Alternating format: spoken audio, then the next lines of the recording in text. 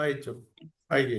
വിഹായ കാമാനിയ സർവാൻ പുമാം ചരതി നിസ്പൃഹഃ നിർമ്മമോ നിരഹങ്കാര സശാന്തിമതി ഗച്ഛതി. ആരാണോ സർവകാമങ്ങളും വെടിഞ്ഞ് ആശയും മമതയും അഹങ്കാരവും കൂടാതെ വർത്തിക്കുന്നത് അയാൾ ശാന്തി അനുഭവിക്കുന്നു. ഈ ശ്ലോകവും അടുത്ത ശ്ലോകവും സന്യാസയോഗത്തെ പരാമർശിക്കുന്നവയാണെന്നാണ് പണ്ഡിതാഭിപ്രായം. സമ്പൂർണ്ണ ഗീതയുടെ സംക്ഷിപ്ത രൂപമായി കരുതപ്പെടുന്ന രണ്ടാമധ്യായത്തിൽ സന്യാസയോഗത്തെക്കുറിച്ചും പ്രതിപാദിക്കുന്നത് യുക്തം തന്നെ. പരമശാന്തി അനുഭവിക്കുന്ന യോഗിയുടെ മാനസികവും ബുദ്ധിപരവുമായ അവസ്ഥ ഈ ശ്ലോകം വരച്ചു കാട്ടുന്നു. പൂർവാർത്ഥം മനസ്സിന്റെ നിലയും ഉത്തരാർത്ഥം ബുദ്ധിയുടെ നിലയും സൂചിപ്പിക്കുന്നു. കാമരാഗങ്ങൾ അകന്ന സാധകന്റെ മനസ്സ് പ്രസന്നമായിരിക്കും. ബുദ്ധിയാവട്ടെ അഹന്താമമതകൾ ഇല്ലാതെ സ്വച്ഛ നിർമ്മലവും. അഹന്താമമതകളാണ് കാമാദി വികാരങ്ങൾക്ക് കാരണം. പൂർവാർത്ഥം കൊണ്ട് കാര്യങ്ങളെ കാമാദി വികാരങ്ങളെ നിരാകരിച്ചു. ഉത്തരാർത്ഥം കൊണ്ട് അവയുടെ കാരണത്തെയും. അർജുനന്റെ മനസ്സും ബുദ്ധിയും ഭിന്നിച്ചു പോവാനും അവയ്ക്കിടയിൽ ഒരു വിടവുണ്ടാവാനും കാരണം അഹന്തയും സ്വാർത്ഥകാമനകളുമാണെന്ന് മുഖവുരയിൽ സൂചിപ്പിച്ചു ഓർക്കുമല്ലോ. അതിലേക്കാണ് കൃഷ്ണൻ വിരൽ ചൂണ്ടുന്നത്. നമ്മുടെ സർവ്വ ദുഃഖങ്ങൾക്കും കാരണം അഹന്താമമതകളും അവ സൃഷ്ടിക്കുന്ന കാമരാഗങ്ങളും അത്രേ. അവയെ മുഴുവൻ ത്യജിക്കുക എന്നതാണ് ശരിയായ സന്യാസം. അപ്പോൾ സ്വസ്വരൂപമായ പരമാത്മാവിൽ നിഷ്ഠ ഉറയ്ക്കും. ജീവിതത്തിൽ നിന്ന് ഒളിച്ചോടലോ തുണി കാവി മുക്കലോ അല്ല സന്യാസം. മിഥ്യാഭിമാനമായ അഹങ്കാരം ത്യജിച്ച് സത്യസ്വരൂപമായ ഈശ്വരഭാവത്തിലേക്ക് ഉയരുക. അതത്രേ ഹൈന്ദവശാസ്ത്രം പ്രകീർത്തിക്കുന്ന സന്യാസം. സർവകാമങ്ങളെയും പരിത്യജിച്ച സന്യാസി വര്യന്റെ പരമോത്തമമായ നിലയെ ശ്രീശങ്കരൻ ഈ ശ്ലോകത്തിന്റെ ഭാഷ്യത്തിൽ വ്യക്തമാക്കുന്നത് നോക്കുക.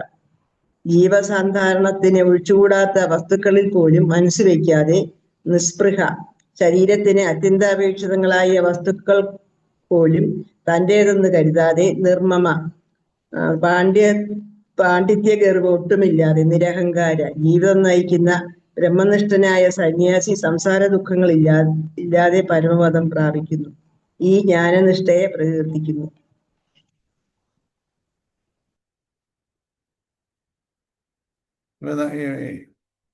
ആരാണോ സർവകാമങ്ങളും വെടിഞ്ഞ് ആശയും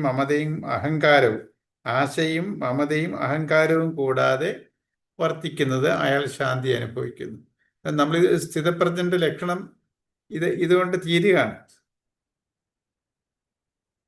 അപ്പോൾ ഈ സ്ഥിതപ്രജ്ഞ ലക്ഷണമാണ് നമ്മൾ ഇതുവരെ സ്ഥിതപ്രജ്ഞ അത് പ്രാക്ടീസ്, ദാറ്റ് ഈസ് ആത്മസംയമനം പാലിച്ച് മനസ്സിനെ സാമ്യാവസ്ഥയിൽ നിർത്തുന്നതാണ്. അങ്ങനെ അതിൽ ഉറച്ച ആളെയാണ് സ്ഥിതപ്രജ്ഞ എന്ന് പറയുന്നത്. ഇപ്പം നമ്മുടെ മനസ്സ് ചഞ്ചലമാണ്. ഇങ്ങനെ പെട്ടെന്ന് നമുക്ക് ഒരിടത്ത് മനസ്സ് ഉറയ്ക്കത്തില്ല. മനസ്സൊരു കുരങ്ങിന്റെ പോലെയാണെന്ന്. ഈ ശ്ലോകവും അടുത്ത ശ്ലോകവും സന്യാസ യോഗത്തെ പരാമർശിക്കുകയാണെന്ന് പണ്ഡിതാഭിപ്രായം. ഈ സാഖ്യയോഗം എന്ന് പറഞ്ഞ ഈ ഗീതയുടെ ഒരു കണ്ടൻസ്ഡ് ചാപ്റ്റർ ആയിട്ടാണ് പറയുന്നത്. ഈ സാഖ്യയോഗം ഇതിന്റെ ഒരു എക്സ്പ്ലനേഷൻ ആണ് ബാക്കിയുള്ള ചാപ്റ്റേഴ്സ് എല്ലാം. എല്ലാ ചാപ്റ്റേഴ്സിലും പറയുന്ന കാര്യങ്ങളെല്ലാം ഇതിനകത്ത് അതിൻ്റെ താത്വികമായിട്ട് ഇതിനകത്ത് പറഞ്ഞു കഴിഞ്ഞു. ഇപ്പം നമ്മൾ ഈ സാഖ്യയോഗം നമ്മൾ എല്ലാ ശ്ലോകങ്ങളുടെയും തത്വങ്ങളെ ഗ്രഹിക്കാൻ പറ്റിയാൽ ഈ അടുത്ത ബാക്കി വരുന്ന ചാപ്റ്റേഴ്സൊക്കെ പോകുമ്പോൾ നമുക്ക് വളരെ ഈസിയാവും. ഈ സാഖ്യയോഗത്തിനെ ബേസ് ചെയ്തിട്ടുള്ള അതിൻ്റെ വിവരണമാണ് അങ്ങോട്ട്. അതിൻ്റെ ഉള്ള ഫൈൻ ഡീറ്റെയിൽസ് ആണ് ഇതിനകത്ത് ഓരോരോ ചാപ്റ്ററിലായിട്ട് പറയുന്നത്. അപ്പം ഇതൊരു കണ്ടൻസ്ഡ് ഫോമാണ് ഗീത, ഈ സാഖ്യയോഗം. സമ്പൂർണ്ണ ഗീതയുടെ സംക്ഷിപ്ത രൂപമായി കരുതപ്പെടുന്ന രണ്ടാം അധ്യായത്തിൽ സന്യാസയോഗത്തെക്കുറിച്ചും പ്രതിപാദിക്കുന്ന യുക്തം തന്നെ. അപ്പൊ സന്യാസം ഈ ബ്രഹ്മചര്യം, ഗൃഹസ്ഥാശ്രമം, വാനപ്രസ്ഥം, സന്യാസത്തിലാണ് നമുക്ക് ഈ മോക്ഷത്തിലോട്ട് പോകാൻ പറ്റും. സന്യസിക്കുക വെച്ചാൽ ത്യജിക്കുക. നമ്മൾ ഈ വാസനകളെയെല്ലാം നമ്മൾ ആർജിച്ച വാസനകൾ കൊണ്ടുവന്നിരിക്കുക. ആ വാസനകളെല്ലാം ത്യാഗം ചെയ്യുക. നമ്മൾ സമർപ്പണ ബുദ്ധി, നമ്മളതിനെ ഹോമിക്കുക യജ്ഞഭാവത്തിൽ. അതൊക്കെ വരും ഓരോ ചാപ്റ്ററിൽ, യജ്ഞഭാവത്തിൽ. അപ്പോൾ ഈ യോഗമാണ് സന്യാസി യോഗത്തിലാണ് ഇതെല്ലാം നടക്കുന്നത്. ഈ വാനപ്രസ്ഥവും സന്യാസിയും ഈ സന്യാസി യോഗത്തിലാണ് നമ്മളെല്ലാം കഴിച്ച് അതിൽ പറഞ്ഞ സ്ഥിതപ്രജ്ഞൻ ഫിക്സ് ആവുന്ന ജീവൻ മുക്തിയിലോട്ട് ആയിക്കഴിഞ്ഞാൽ പിന്നെ ബ്രഹ്മനിർവ്വാണമാണ്. അപ്പോൾ ഈ സ്ഥിതപ്രജ്ഞ നമ്മൾ എന്തിനാ ഈ ആത്മസംയമനം പരിശീലിക്കുന്നത്? ഞാൻ സ്ഥിതപ്രജ്ഞനാവണം. സ്ഥിതപ്രജ്ഞ വെച്ചാൽ മനസ്സ് സാമ്യാവസ്ഥയിൽ, മനസ്സ് എലിവേറ്റും ആവത്തില്ല, ഡിപ്രസ്ഡും ആവത്തില്ല. ഇപ്പൊ നമ്മുടെ ഏറ്റവും പ്രശ്നക്കാരൻ ഈ മനസ്സാണ്.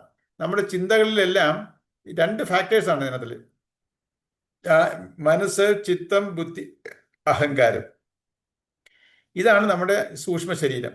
അപ്പൊ ഈ ജീവാത്മാവ് 2 ഇൻസ്ട്രുമെന്റിൽ കൂടാന്ന് ഞാൻ ആദ്യം പറഞ്ഞിട്ടുണ്ട്. നമ്മുടെ ഈ ജീവാത്മാവ് ജന്മം എടുത്തത് ഈ കർമ്മഫലം അനുഭവിക്കാനേ. കർമ്മഫലം എന്ന് വെച്ചാൽ നല്ലതും ചീത്തയുമായുള്ള സുഖാനുഭവങ്ങളും ദുഃഖാനുഭവങ്ങളും അനുഭവിക്കാൻ ജന്മം എടുത്തിരിക്കുക നമ്മൾ. അപ്പൊ ഈ ജീവാത്മാവ് എങ്ങനെ അനുഭവിക്കും ഇത്?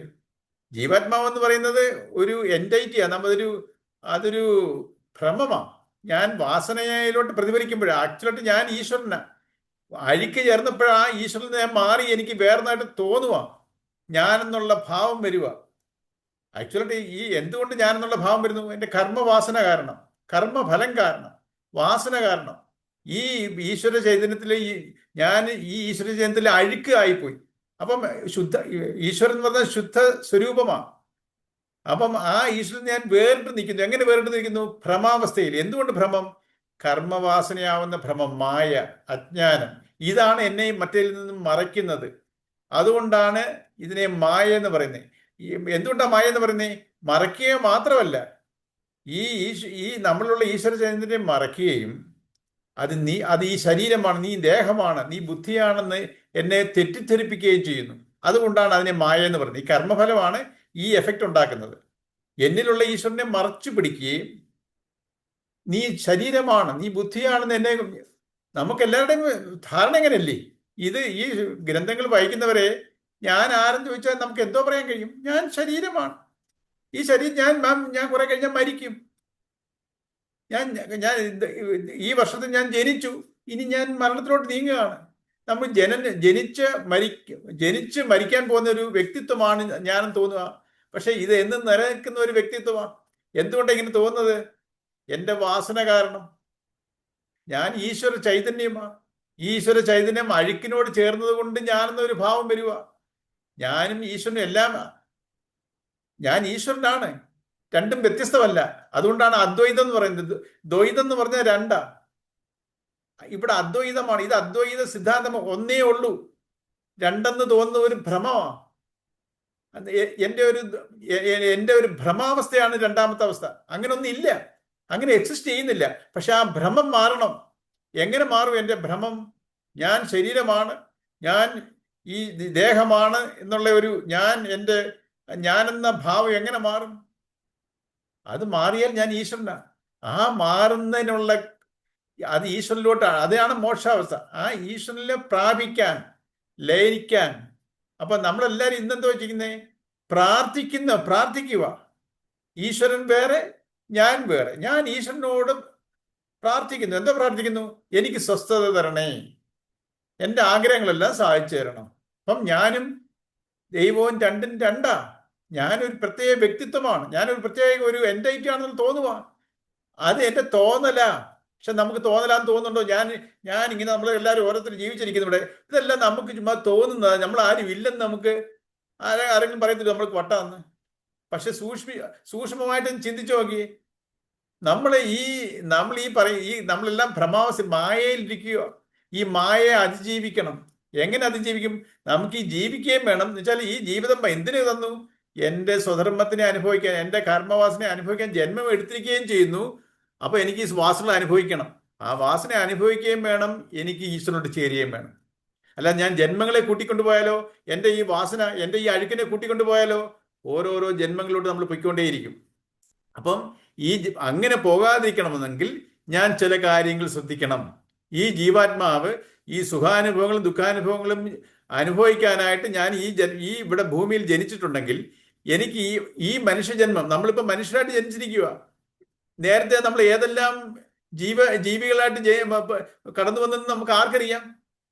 അപ്പം നമ്മൾ പല പല ജന്മങ്ങളിൽ കൂടെ വന്ന് ഈ മനുഷ്യന്മം എടുത്തിരിക്കുക. മനുഷ്യന്മത്തിൽ തന്നെ പല പ്രാവശ്യം മനുഷ്യന്മം എടുത്ത് കാണും. അതിനുള്ളിൽ സസ്യമായിട്ടോ മൃഗമായിട്ടോ ഏതൊക്കെയോ പല ശരീരങ്ങളിൽ കൂടെ ഞാൻ കടന്നു വന്നു. അതിനെങ്ങനെ എക്സാമ്പിള്? ഞാൻ തന്നെ ഈ ജന്മത്തിൽ തന്നെ ഞാൻ പല പല ശരീരങ്ങളെ വിട്ടു. അതെനിക്ക് നമ്മൾ സൂക്ഷ്മമായിട്ട് ചിന്തിക്കാൻ നമുക്ക് കൺവിക്ഷൻ വരും. ഞാൻ എൻ്റെ എത്രയോ ശരീരങ്ങളെ വിട്ടു. എനിക്ക് വല്ല ദുഃഖം ഉണ്ടായിരുന്നോ? കാരണം എന്താ? എനിക്ക് എനിക്ക് അഭിവൃദ്ധി വന്നതേ ഉള്ളൂ. എനിക്ക് ഡെവലപ്മെന്റ്, എനിക്ക് ഗ്രോത്ത് ഉണ്ടായതേ ഉള്ളൂ എന്ന് പറയുന്ന പോലെ നമ്മൾ ഈ മനുഷ്യാവസ്ഥയിൽ നിന്ന് എനിക്ക് ഈ അടുത്ത ഒരു സ്റ്റേറ്റിലോട്ട് പോകേണ്ട എങ്ങനെയാ? എനിക്ക് ഈശ്വരനിലോട്ടാ പോകേണ്ടത്. ഞാൻ ഇതിലേക്ക് താഴ്ന്നു പോകരുത്. ഈ താഴ്ന്നു പോകാൻ ചാൻസ് ഉണ്ട്. നമ്മൾ ഇതെല്ലാം ഗുണാധിഷ്ഠിതമാണ്. തമോ ഗുണം, രജോ ഗുണം, സാത്വിക ഗുണം. നമ്മുടെ വാസനകളെല്ലാം ഈ മൂന്ന് ഗുണത്തിൽ അധിഷ്ഠിതമാണ്. ഇപ്പൊ ഞാൻ ഓരോ ജന്മം എടുത്തിരിക്കുന്ന ഓരോരുത്തരും കർമ്മവാസനയും ഈ കർമ്മവാസനയിൽ 3 ഗുണങ്ങളും ഉണ്ട്. ഇവിടെ മനുഷ്യനാണ് ജനിക്കുന്ന എല്ലാവരിലും ഈ 3 ഗുണങ്ങളുണ്ട്. ഉള്ളി അതിന്റെ പ്രൊപ്പോർഷൻ ഡിഫറെന്റ് ആയിരിക്കുന്നു. രജോ ഗുണം ആധിക്യം, രജോ ഗുണം ആധിക്യമുള്ള ഒരാളില് തമോ ഗുണവും ഉണ്ട്, രജോ ഗുണവും ഉണ്ട്. സാത്വിക ഗുണത്തിൽ ആധിക്യമുള്ള ഒരാൾക്ക് മറ്റേ 2 ഗുണങ്ങളുണ്ട്, പക്ഷെ പ്രൊപ്പോർഷൻ കുറവാണ്. രജോ ഗുണം പ്രധാനിക്കോ? കൂടുതലും രജോ ഗുണമായിരിക്കും. സാത്വിക ഗുണവും തമോ ഗുണവും കുറവായിരിക്കും, ഡിഫറെന്റ് പ്രൊപ്പോർഷൻ ആയിരിക്കും. ഇതേപോലെ തമോ ഗുണം വെച്ചാൽ അലസരും അല്ലെങ്കിൽ വളരെ ക്രൂരമായിട്ടുള്ളവരും. ഈ 2 കാറ്റഗറിയാണ് തമോ ഗുണത്തിൽ വരുന്നത്. വളരെ അലസര്, ജീവിതത്തിൽ വളരെ ഒരു ഇതിലും മാറി തിരിഞ്ഞു പോകുന്നവരും, അല്ലെങ്കിൽ ഏറ്റവും വലിയ ഈ ക്രൂരത കാണിക്കുന്ന മനുഷ്യര്. അപ്പം ഈ 2 കാറ്റഗറിയാണ് തമോ ഗുണത്തിൽ വരുന്നത്. അതിന്റെ ആധിക്യം കൂടുതലുണ്ട്. അവരിലും ഉണ്ട് സാത്വിക ഗുണവും രജോ ഗുണവും. അപ്പം ഈ 3 ഗുണത്തിൽ അധിഷ്ഠിതമായിട്ടുള്ള വാസനയാണ് എല്ലാ മനുഷ്യരായിട്ടുള്ളവർക്കെല്ലാം. അപ്പൊ നമ്മള് ഈ ഗുണാധിഷ്ഠം വെച്ചാൽ എനിക്ക് തമോ ഗുണം, രജോ ഗുണം, സാത്വിക ഗുണം, ഈ സാത്വിക ഗുണത്തിൽ നിന്നും ഉയരുന്ന ഞാൻ ഈശ്വരനിലേക്കണം. അപ്പം നമ്മളിതെല്ലാം ഓരോരുത്തരെയും അവരവരുടെ ജന്മം എടുത്തിരിക്കുന്ന അവസ്ഥയെ അവരവർക്ക് തിരിച്ചറിയാൻ പറ്റും. വേറൊരാൾക്ക് അസസ് ചെയ്യാൻ പറ്റത്തില്ല. ഈ ഗീതയൊക്കെ പഠിക്കുമ്പോഴേ നമുക്ക് നമ്മളെ ശരിക്കും അനലൈസ് ചെയ്യാം. നമ്മൾ ഈ പ്രോസസ്സിൽ നമ്മൾ എവിടെ നിൽക്കുന്നു എന്ന് ഗീത പഠിച്ചു കഴിയുമ്പോൾ നമുക്ക് ഓരോരുത്തർക്കും വ്യക്തമാവും. ഗീത പഠിച്ചു കഴിയുമ്പോൾ നമ്മൾ ഇതിനെ നമ്മളുമായിട്ട് ബന്ധപ്പെടുത്തി പഠിക്കണം. അപ്പൊ നമ്മൾ എവിടെ നിന്ന് തുടങ്ങണം, നമ്മുടെ നെഗറ്റീവ്സ് എന്താണ്, പോസിറ്റീവ്സ് ആണ്, എനിക്ക് ഇനി എങ്ങനെ ഡെവലപ്പ് ചെയ്യാം, ഇതൊക്കെ നമുക്ക് അസസ് ചെയ്യാൻ പറ്റും. നമ്മളിപ്പോൾ ചെയ്തുകൊണ്ടിരിക്കുന്നത് എങ്ങനെയാ? നമ്മൾ മറ്റുള്ളവരെ അസസ് ചെയ്യുക. നമ്മളെക്കുറിച്ച് ചിന്തിക്കുന്നതേ ഇല്ല. എപ്പോഴും ഞാൻ ശരിയാണ്, അവരവർ ശരിയാണ്. ആരെങ്കിലും ഞാൻ തെറ്റാണെന്ന് പറഞ്ഞുകൊണ്ട് ആരെങ്കിലും ഇവിടെ ജീവിക്കുന്നുണ്ടോ? ഇല്ല. അപ്പൊ ഓരോരുത്തരും അവരവരുടെ ശരികളിൽ കൂടെ മുന്നോട്ട് ജീവിച്ചു കൊണ്ടിരിക്കുന്നു. പക്ഷെ ഇതിന് പകരം ഞാൻ എന്നെ തന്നെ ക്രിട്ടിസൈസ് ചെയ്യണം, അനലൈസ് ചെയ്യണം. ഇത് നമ്മൾ ചെയ്യാറില്ല. അങ്ങനെ ആവുമ്പോഴാണ് എനിക്ക് മനസ്സിന്റെ ലെവലിൽ എവല്യൂഷൻ സംഭവിക്കുന്നത്. നമ്മൾ മനസ്സിനെ ഇപ്പൊ മൈൻഡ് ചെയ്യുന്നതേ ഇല്ല.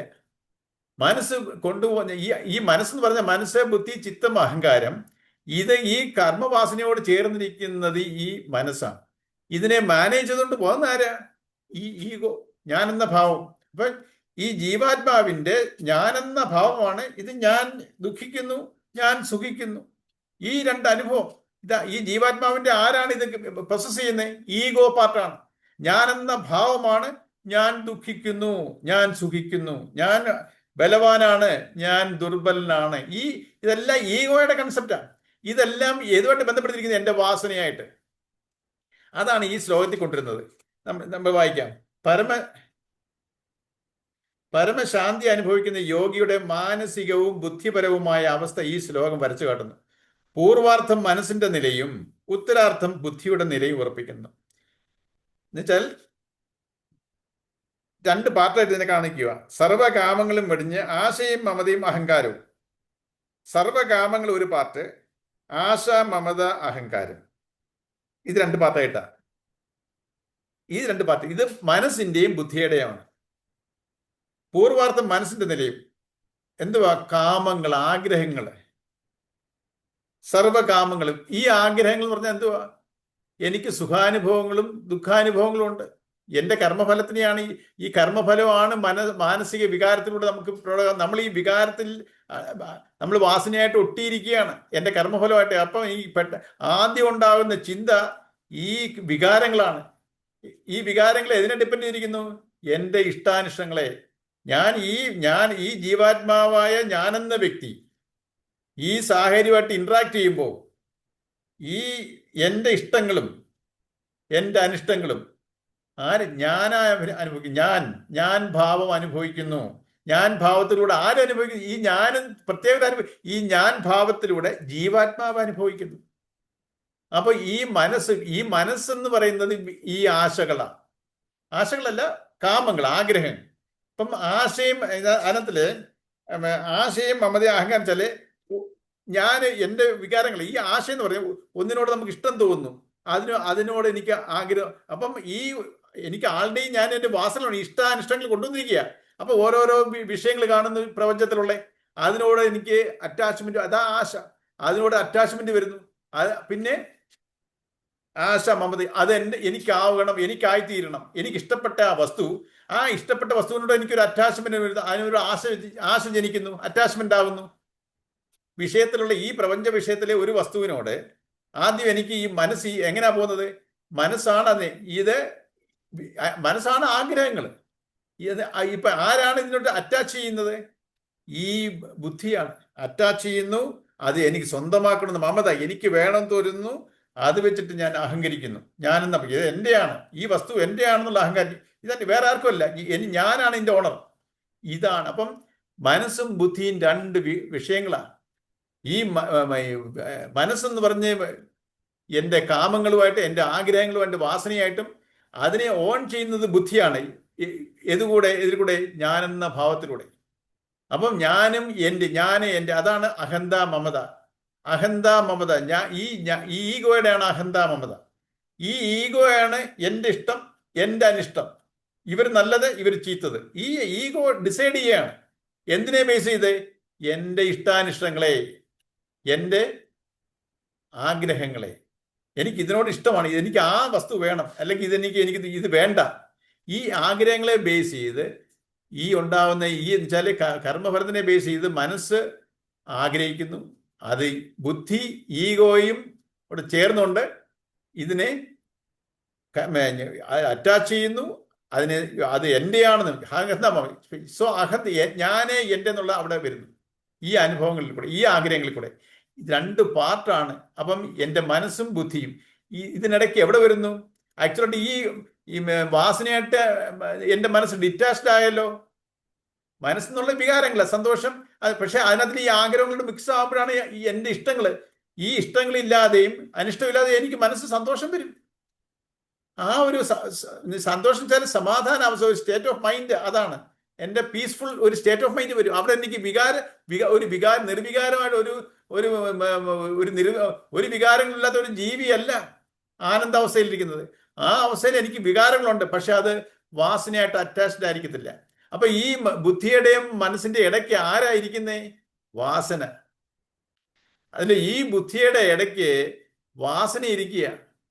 ഈ മനസ്സ് ബുദ്ധിയുമായിട്ട് കോണ്ടാക്ട് വരാൻ പറ്റുന്നില്ല, വാസന തടുക്കുകയാണ്. ഈ മനസ്സ്, ഈ ബുദ്ധിക്ക് വിവേകമായിട്ട് തടുക്കാൻ പോകാൻ പറ്റുന്നില്ല. വാസന കാരണമാണ്, വാസനയാണ് ഇടയ്ക്ക് നിൽക്കുന്നത്.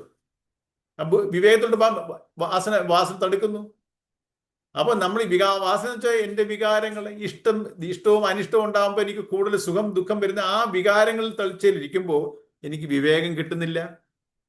അപ്പൊ രണ്ട് പാർട്ടാണ് ഇവിടെ, മനസ്സും ബുദ്ധിയും. മനസ്സിന്റെ നിലയും ഉത്തരവാദിത്വം ബുദ്ധിയുടെ നിലയും സൂചിപ്പിക്കുന്നത്. കാമരാഗങ്ങള് അകന്ന സാധകന്റെ മനസ്സ് പ്രസന്നമായിരിക്കും.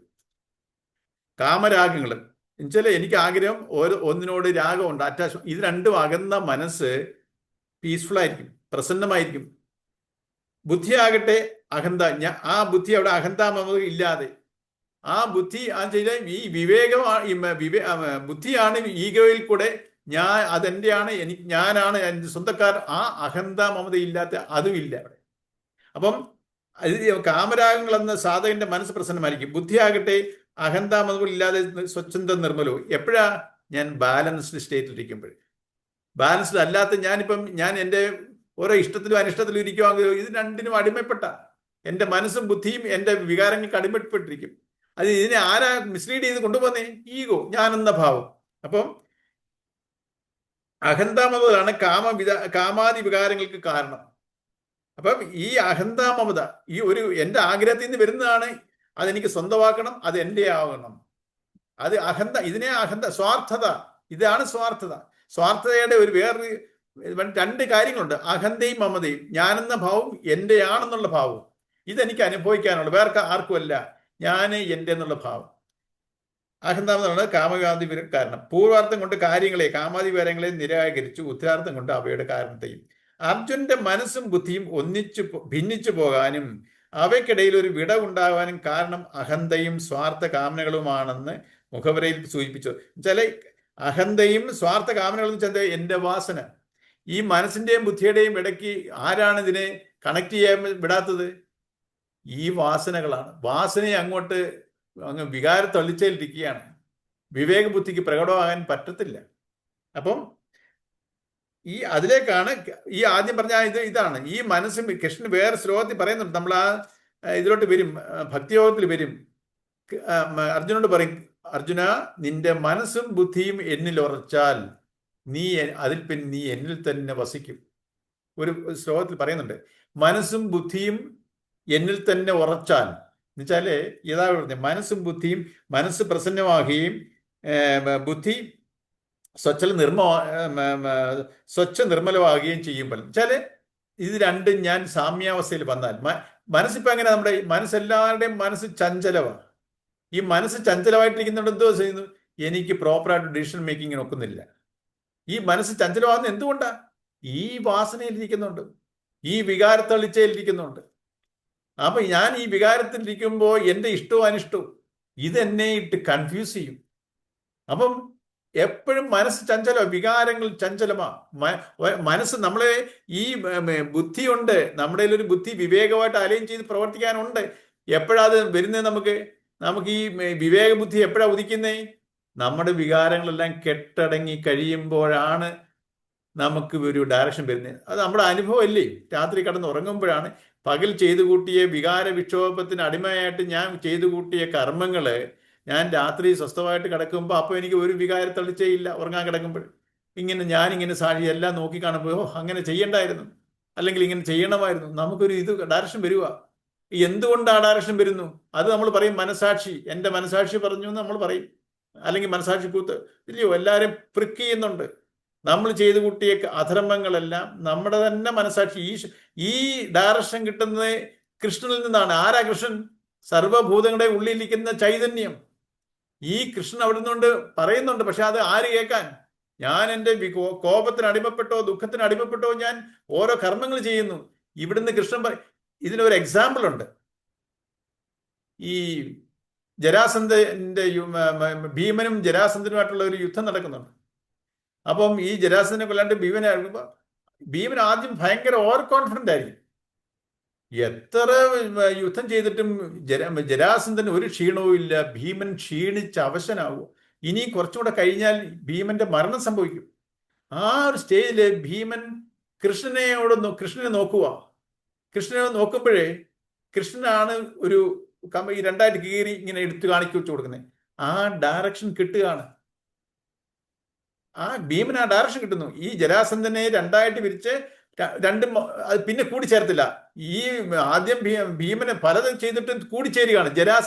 അങ്ങനെ ഒരു കഥ, നിങ്ങൾ അതിന് കഥയുടെ ഡീറ്റെയിൽസ് പോകണ്ട. ആ രണ്ട് പീസാക്കി ഇട്ടാലും രണ്ടും കൂടിച്ചേർന്ന് പിന്നെയും ജരാസന്ധനും വരിക. അപ്പം ഈ കൃഷ്ണനൊരു ഡയറക്ഷൻ കാണിക്കുന്നതാണ്. ഈ രണ്ടും ഓപ്പോസിറ്റ് ഡയറക്ഷൻ ഇടാൻ കാണിക്കുന്നു. അപ്പോ ആ ഡയറക്ഷൻ ഭീമൻ അങ്ങോട്ട് നോക്കിയതുകൊണ്ടല്ലോ. കൃഷ്ണനെ നോക്കാതിരുന്നെങ്കിലോ ഈ ഡയറക്ഷൻ കിട്ടത്തില്ല. ഇതേപോലെ ഒരു ഇതുണ്ട് ദുര്യോധനനും ഭീമനും തമ്മിലുള്ള യുദ്ധത്തിൽ അവസാനം. ഇതുപോലെ ഭീമൻ വളരെ അതിശക്തമാണ്. കാരണം ഗാന്ധാരിയുടെ ഒരു വരം കൊണ്ട് ശരീരം ഭയങ്കര ദൃഢമായിട്ടുള്ളതാണ്. ഭീമൻ എത്ര ഗദായുദ്ധത്തിലും തോൽപ്പിക്കാൻ പറ്റുന്നില്ല. ഇതേപോലൊരവസ്ഥ. ഇനി ഭീമൻ പരാജിതനാവും. ആ അവസ്ഥയിലോട്ടാണ് കൃഷ്ണനോട്ട് നോക്കുവാണ്. ഇതൊക്കെ അതാ പറഞ്ഞത്, നമ്മൾ വിവേകത്തിലോട്ട് തിരിയണം. ആദ്യം തുടങ്ങുന്നത് എങ്ങനെയാ? കൃഷ്ണനും അർജുനായാലും ഭീമനായാലും ഞാൻ ഓവർ കോൺഫിഡൻ്റ് ഒരു ഓവർ കോൺഫിഡൻസ് എനിക്കൊക്കും ഞാൻ എന്ന ഭാവത്തിലാണ് ഇറങ്ങുന്നത്. ആ ഒരു സ്റ്റേജ് വരുമ്പോഴോ അല്ലെ പറഞ്ഞു എപ്പോഴും നമ്മുടെയോട് ചേർന്നിരിക്കുന്ന വികാരം, ഈ മനസ്സ്, ബുദ്ധി, ചിത്തം, ഇത് വാസനയാധിഷ്ഠിതമാണ്. അവിടെ ഞാനെന്ന ഭാവം നിൽക്കും. പക്ഷെ നമ്മൾ ഈ ഞാനെന്ന ഭാവം ഉണ്ട്. പക്ഷെ നമ്മൾ വിവേകത്തോട് തിരിയാൻ പഠിക്കണം, പരിശീലിക്കണം. നമുക്ക് വികാരങ്ങൾ ഉണ്ടാവും. ദേഷ്യവും വിഷമവും അസൂയയും കാരുണ്യവും ദയയും എല്ലാം, നിരാശയും എല്ലാം ഉണ്ടാവും. പക്ഷെ നമ്മൾ ഈ ഇതിനത്തിൽ മുങ്ങിപ്പോകാതെ നമ്മൾ വിവേകത്തോട് തിരിയാൻ ശ്രമിക്കണം. അത് നമുക്ക് ടൈം വേണം. നമുക്ക് അത് പറഞ്ഞു, നമ്മൾ ഈ വിവേകത്തോട് തിരിയണം. ആ ഭീമൻ കൃഷ്ണനോട് കൃഷ്ണനെ നോക്കുമ്പോഴാണ് കൃഷ്ണൻ തുടക്കടിച്ച് കാണിച്ചു കൊടുക്കുന്നത്, തുടയിലടിക്കാൻ പറയുന്നത്. അങ്ങനെയാണ് ദുര്യോധനെ പരാജയപ്പെടുത്തുന്നത് ഭീമൻ.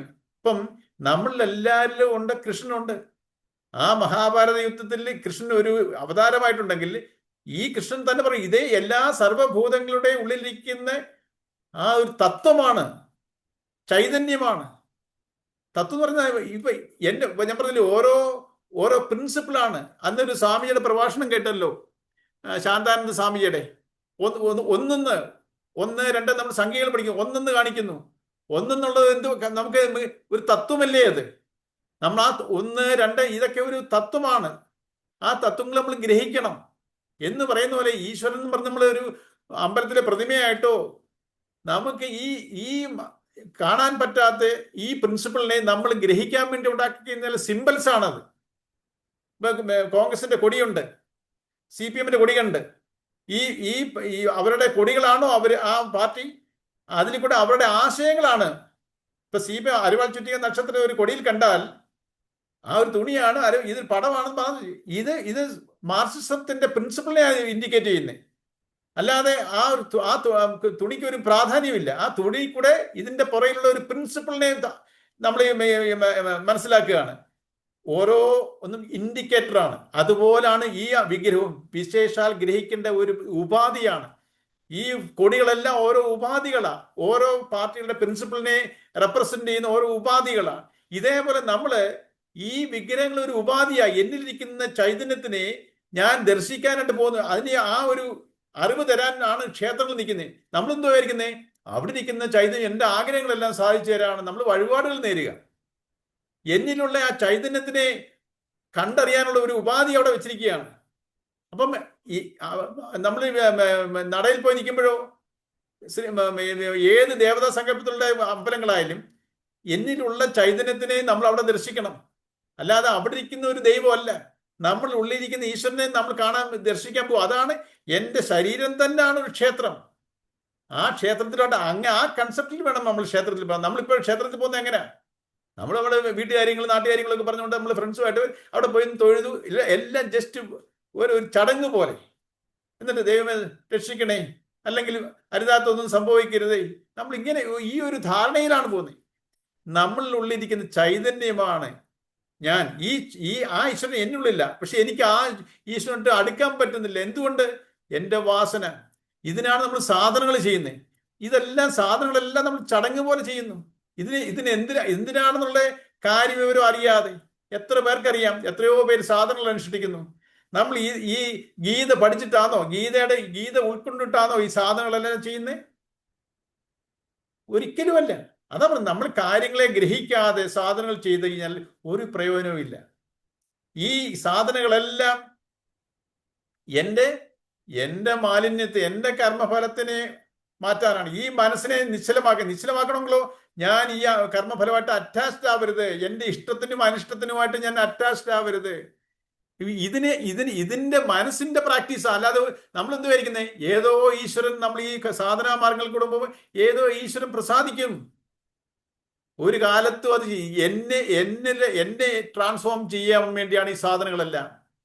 അവരവരുടെ ട്രാൻസ്ഫോർമേഷനെയാണ് നമ്മൾ ഈ സാധനങ്ങൾ ചെയ്യുന്നത്. അപ്പൊ നമ്മുടെ ഈ ഒരു കൃത്യമായിട്ടുള്ള ഒരു അറിവില്ലാതെ നമ്മൾ ഞാൻ എന്തിനാണ് ഇതൊക്കെ ചെയ്യുന്നത്? എന്തിനു വേണ്ടി ഈ സ്ഥിതപ്രജ്ഞ ഞാൻ എന്തിനാവണം? ഞാൻ എന്തിനാ ആത്മസമയം? ഞാൻ തോന്നുപോലെ പൊയ്ക്കാ. എൻ്റെ ദുരിതാവസ്ഥ കൂടും. എനിക്ക് ഈ ഈശ്വരനും അടുക്കുക എന്ന് പറഞ്ഞാൽ സ്വസ്ഥതയിലോട്ട് അടുക്കുക എന്നുള്ളതാണ് അർത്ഥം. സമാധാനം നമ്മളെല്ലാവരും കാക്ഷിക്കുന്നു, അതിനു വേണ്ടിയാണ് നമ്മൾ ഓരോ പ്രവൃത്തികളും ചെയ്യുന്നത്. എന്തിനാ? ഓരോ ആഗ്രഹങ്ങൾ നിവർത്തിക്കുന്നത് എന്തിനാ? എനിക്ക് സ്വസ്ഥത കിട്ടണം, സമാധാനം കിട്ടണം. പക്ഷെ അത് മാത്രം കിട്ടുന്നില്ല. അപ്പൊ എന്തുകൊണ്ടത്? എന്തുകൊണ്ട് നമ്മൾ അനലൈസ് ചെയ്യാറില്ല? ഒന്ന് കിട്ടിയില്ല, പിന്നെ അടുത്ത വിഷമം, അടുത്ത ആഗ്രഹം, അത് കിട്ടത്തില്ല, അടുത്ത വിഷമം. നമ്മളിങ്ങനെ ഒന്നിന്ന് മാറി മാറി പൊയ്ക്കൊണ്ടിരിക്കുക. എന്തുകൊണ്ട് നമ്മൾ ഇതിനെ അനലൈസ് ചെയ്യുന്നില്ല? ഈ അനലൈസ് ചെയ്യണമെന്നുണ്ടെങ്കിലോ എനിക്കൊരു കോമൺ സെൻസിൽ കൂടെ കിട്ടുന്ന അറിവും അല്ല ഇത്. നമുക്ക് എത്ര ഡിഗ്രി ഉണ്ടായാലും, എത്ര ഭൗതികമായിട്ടുള്ള ബ്രെയിനി ആയിട്ടുള്ള പീപ്പിളും ഈ തത്വങ്ങൾ കിട്ടത്തില്ല. അൺലെസ് ആൻഡ് അതർവൈസ് ജെനറ്റിക്കലായിട്ട് വന്നിരിക്കണം. അല്ലാതെ ഈ ജന്മം എനിക്ക് പുതിയ എൻ്റെ കോമൺ സെൻസിൽ നിന്ന് കിട്ടുന്ന ഒരു അറിവല്ല ഇത്. അപ്പം നമ്മൾ ഇതിനെ ഗ്രഹിച്ച് ഈ നല്ലതാണ് അത് ഇതെല്ലാം നമ്മളെ ഈ പരമാത്മ ചൈതന്യം എക്സ്പ്ലെയിൻ ചെയ്തതില്ല. അങ്ങനെ എക്സ്പ്ലെയിൻ ചെയ്യാൻ പറ്റുന്ന ഒരു വസ്തുവല്ല പരമാത്മ ചൈതന്യം. അതിനോട്ടുള്ള ഇൻഡിക്കേഷൻ, അതിലോട്ട് എങ്ങനെ ലയിക്കാം, അതിനുള്ള ഇൻഡിക്കേഷൻസ് ആണ് ഇത് പറയുന്നതെല്ലാം. അതിനെ റൈറ്റ് സെൻസിൽ നമ്മൾ കൺസീവ് ചെയ്ത് നമ്മൾ ആ സാധനങ്ങളെ പ്രാക്ടീസ് ചെയ്താൽ നമുക്കും ഈ സ്വസ്ഥമായ ജീവിതം 100% ഗ്യാരണ്ടീഡ് ആണ്. നമ്മൾ ഇതൊരു വെറും വിശ്വാസമല്ല. നമ്മളിപ്പം വിശ്വസിക്കുവാണ് എല്ലാത്തിനും. ഇതൊരു വിശ്വാസമല്ല, ഇതൊരു ഉറപ്പാണ്, ഇതൊരു ട്രൂത്താണ്, സത്യമാണ്. ഇപ്പൊ നമ്മൾ അറിയുന്നില്ല, നമ്മൾ ഈ വിശ്വാസം ഒരു ഡൗട്ട്ഫുള്ളാണ്. ഞാൻ അറിയോ, എനിക്കൊരു തലയുണ്ടെന്ന് ഞാൻ വിശ്വസിക്കുമോ? എനിക്കൊരു തലയുണ്ടെന്ന് ഞാൻ വിശ്വസിക്കുന്നു, അങ്ങനെ പറയുമോ നമ്മൾ? കാരണം പറയത്തില്ല. കാരണം എന്താ? എനിക്ക് തലയുണ്ട്, അതൊരു വിശ്വാസമല്ല.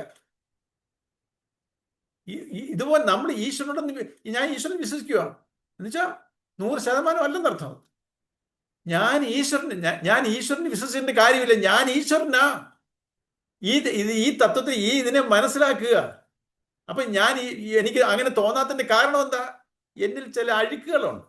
ഈ അഴുക്കിനെ നമ്മൾ തിരിച്ചറിയുകയും ഓരോ അഴുക്കിനെ അറിയാമല്ലോ, ഓരോ അഴുക്കിനെയും ഓരോ രീതിയിലാ.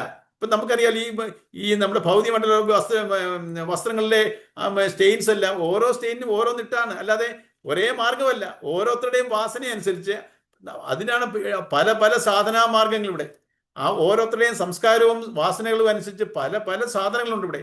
ഇതിന്റെ എല്ലാം ഇതിനെ ഉൾക്കൊണ്ടുകൊണ്ട് ചെയ്യണം. ഇത് എന്തിനു വേണ്ടി ചെയ്യണം? നമ്മളിത് ഒരു തെറ്റായ ഒരു അറിവിലാണ് ചെയ്യുന്നത്. ആരെയോ സന്തോഷിപ്പിക്കാൻ, ഏതോ ഒരു അജ്ഞാത ശക്തിയെ പ്രീതിപ്പെടുത്തി എനിക്ക് കാര്യം സാധിക്കാം.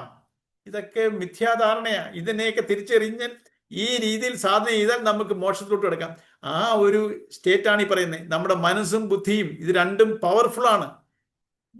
അപ്പൊ ഇതിനെ നമ്മൾ എങ്ങനെ, ഈ മനസ്സും ബുദ്ധിയും, മനസ്സ് ഉറച്ചാൽ ബുദ്ധി ഉറയ്ക്കും. മനസ്സ് ചാഞ്ചല്യപ്പെടുന്നതുകൊണ്ടാണ് ഈ ബുദ്ധി ഉറയ്ക്കാത്തത്. ആ മനസ്സിനെ ഉറക്കണം എന്നുണ്ടെങ്കിലോ സാധന വേറെ ശ്ലോകത്തിൽ അഭ്യാസത്തിൽ കൂടെ മാത്രമേ സാധിക്കത്തുള്ളൂ.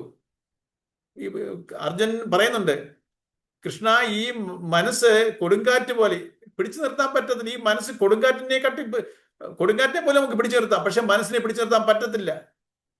അങ്ങനെ ഒരു മനസ്സിനെ കൊണ്ട് ഞാൻ എങ്ങനെ കൃഷ്ണൻ പറയുന്ന ഇതെല്ലാം ഞാൻ എങ്ങനെ അറ്റൈൻ ചെയ്യും, എനിക്ക് സാധ്യമാവും ചോദിക്കുമ്പോഴാണ് ഈ പറയുന്നത് ശരിയാ. മനസ്സ് ചഞ്ചല ഉള്ളതാ, പക്ഷേ അഭ്യാസം കൊണ്ട് നടക്കും. ഇതാണ് നമ്മൾ പ്രാക്ടീസ് ചെയ്യാതെ നടക്കത്തില്ല. സർവകാമനകളെയും പരിത്യച്ച് സന്യാസിവരന്റെ പരമോദത്തമായ നിലയെ ശ്രീശങ്കരൻ ഈ സുരത്തിന്റെ ഭാഷയിൽ വ്യക്തമാക്കുന്നത്. ജീവസന്ധാനം ഒഴിച്ചുകൂടാത്ത വസ്തുക്കളിൽ പോലും മനസ്സ് വയ്ക്കുക. നമുക്ക് ആവശ്യമായിട്ടുള്ളത്, നമുക്ക് ഇതൊന്നും ഇല്ലാതെ എനിക്ക് ജീവിക്കാൻ പറ്റത്തില്ല. നമ്മൾ ഇതൊക്കെ പ്രാക്ടീസ് വരുമ്പോൾ നമുക്ക് എങ്ങനെയും ഇതൊന്നും ഇല്ലേലും എനിക്ക് ജീവിക്കാമെന്നുള്ള ഒരു സ്റ്റേറ്റ് വരും. അതാണ് നിസ്പൃഹ. ശരീരത്തിന് അത്യന്താപേക്ഷിതങ്ങളായ വസ്തുക്കൾ പോലും തൻ്റേത് പലതും ഇതെന്റെയാണ്, നിന്റെയല്ല, എന്റെയാണ്. നമുക്ക് കൊണ്ട് ഇത് വളരെ നമ്മൾ പ്രായമാവും തോറും ഇത് കൂടി വരും. നമ്മളിലുള്ള ആ ഒരു അഹന്താമത്, ഇതെന്റെയാണ്, എനിക്കിങ്ങനെ വേണം, അങ്ങനെ അതുകൊണ്ടാണ് നമ്മൾ പിടിവാശികളിലോട്ട് നീങ്ങുന്നത് പ്രായം ചെല്ലുമ്പോൾ. ഇതാണ് അത്യന്ത വിഷയങ്ങളിലെ വസ്തുക്കൾ തൻ്റേതല്ലെന്ന് കരുതാത്ത, അത് നിർമ്മമ. മമത എന്ന് വെച്ചാൽ നിർമ്മമ, എല്ലാം. അതാ പറഞ്ഞത്. നമ്മൾ ഇതിൽ നിന്നെല്ലാം നമ്മൾ വെളിയിൽ കിടക്കും. അടുത്തതോ പാണ്ഡിത്യ ഗർവ് ഒട്ടുമില്ല, നിരഹങ്കാര, ഞാനെന്ന ഭാവമില്ലാതെ ജീവിതം നയിക്കുന്ന ഈ മൂന്നിലാണ് ബ്രഹ്മനിഷ്ഠനായ സന്യാസി സംസാരങ്ങൾ ഇല്ലാതെ പരമപദം പ്രാപിക്കുന്നു. അങ്ങനെ ഒരു സ്റ്റേറ്റ് ഓഫ് മൈൻഡിൽ എത്തിക്കഴിഞ്ഞാൽ പിന്നെ എനിക്ക് ബ്രഹ്മനിർവാണം, ജീവൻ മുക്താവസ്ഥയാണ്. ഇതെല്ലാം പെർഫെക്ഷൻ ആവുന്നത് എന്നുവെച്ചാല് നിസ്പൃഹ, നിരഹങ്കാര, നിർമ്മമ.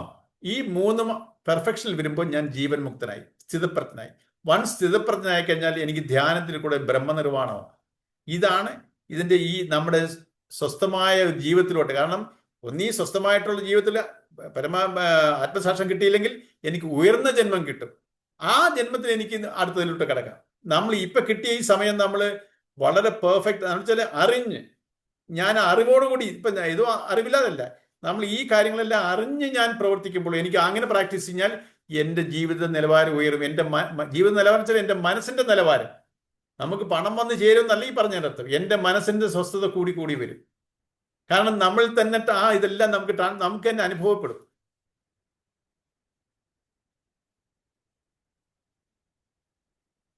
ഇനി ഒരു ശ്ലോകം കൂടെ ഉള്ളൂ. 72 ശ്ലോകങ്ങളാണ്. ഈ സാംഖ്യയോഗം തീർന്നതിന് ശേഷം നിങ്ങളുടെ അഭിപ്രായം എന്തോ? കർമ്മയോഗത്തിലോട്ട് പോണോ? ആർക്കെങ്കിലും എന്തെങ്കിലും അഭിപ്രായം ഉണ്ടോ?